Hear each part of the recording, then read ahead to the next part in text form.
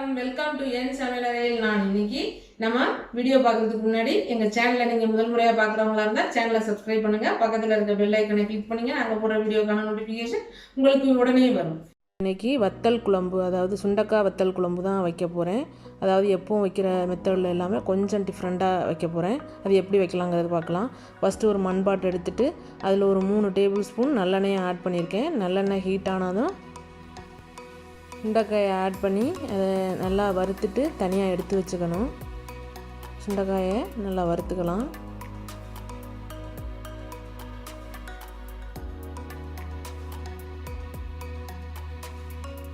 இந்த சுண்டைக்காயை வந்து நம்ம ஃப்ரை பண்ணியும் தயிர் சாதத்துக்கெல்லாம் எடுத்து சாப்பிட்டுக்கலாம். உப்பு தயிரில் போட்டு காய வச்சது.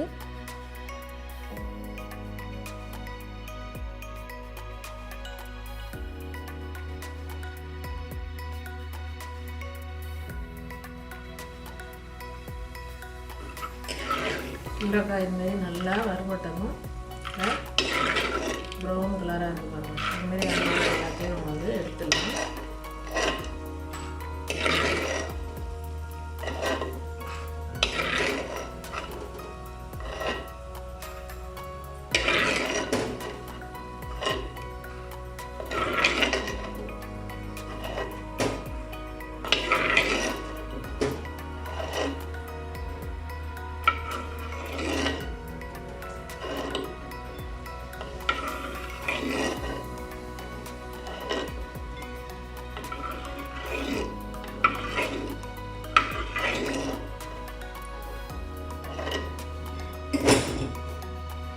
இதில் 1/2 டீஸ்பூன் வெந்தயத்தை ஆட் பண்ணிக்கலாம்.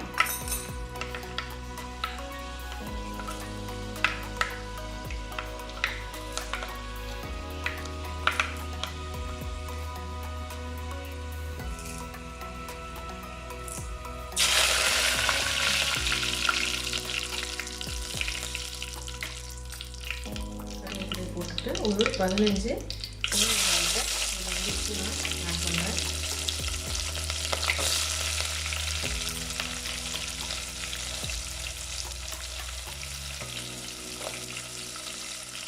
இதே போல் ஒரு 15 பூண்டு பல்லு முடிச்சு இதில் நான் சேர்த்துக்கிறேன்.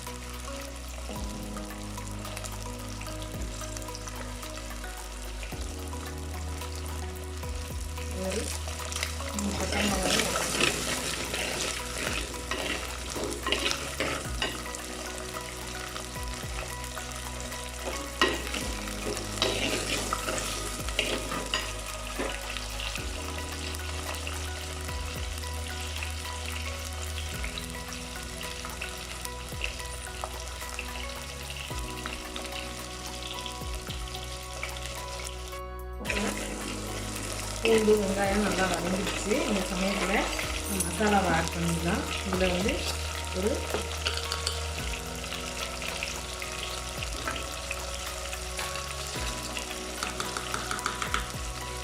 1.5 டேபிள் ஸ்பூன் வந்து சில்லி பவுடர் ஆட் பண்ணிக்கிறேன்.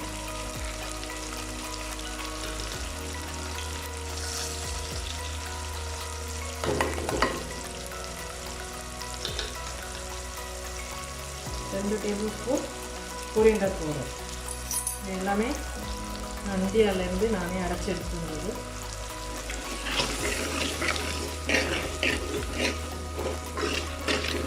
இது எல்லாத்தையும் நல்லா ஆயிலில் மிக்ஸ் பண்ணிக்கலாம்.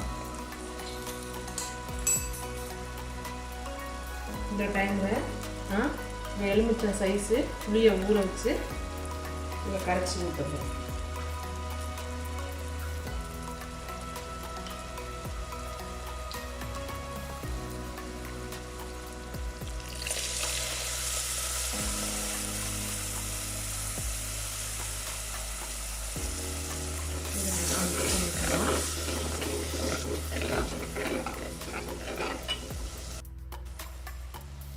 நம்ம தேவைப்பட நமக்கு எவ்வளோ குழம்பு வேணும் அப்படின்றப்போ நம்ம வந்து வாட்டர் ஆட் பண்ணிக்கலாம்.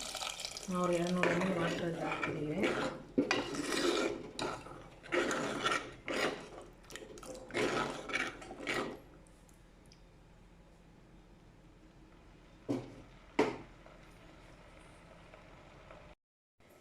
இந்த டைமில் இதில் 1 டேபிள் ஸ்பூன் உப்பு ஆட் பண்ணிக்கலாம்.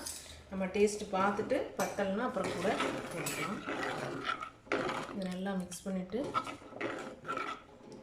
இதில் இந்த சுண்டைக்காயை ஆட் பண்ணலாம். இப்போ இது நல்லா கொதிக்கட்டும்.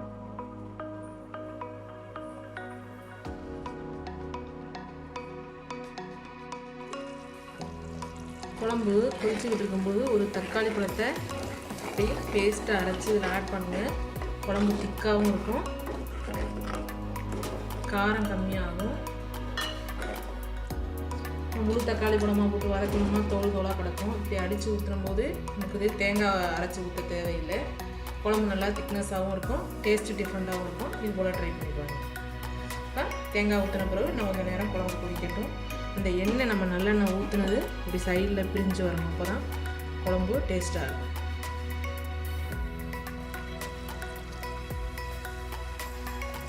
இப்போ பாருங்கள், ஆயில் இந்த ஓரமாலாம் பிரிஞ்சு வர ஆரம்பிச்சிட்டு குழம்பு இப்போ நமக்கு ரெடி ஆயிடுச்சு. இந்த ஸ்டேஜில் நம்ம 1 டீஸ்பூன் சர்க்கரை இதில் சேர்த்துக்கணும்.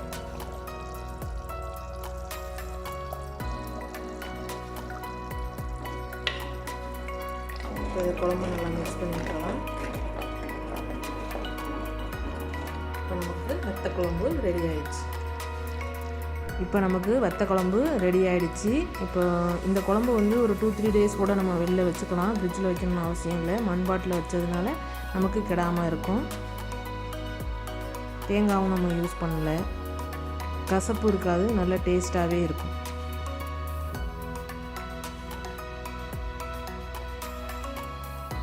இந்த வீடியோ உங்களுக்கு பிடிச்சிருந்ததுன்னா லைக் பண்ணுங்க, ஷேர் பண்ணுங்க. இந்த வீடியோ பற்றின கருத்துக்களை கமெண்ட்ல சொல்லுங்க.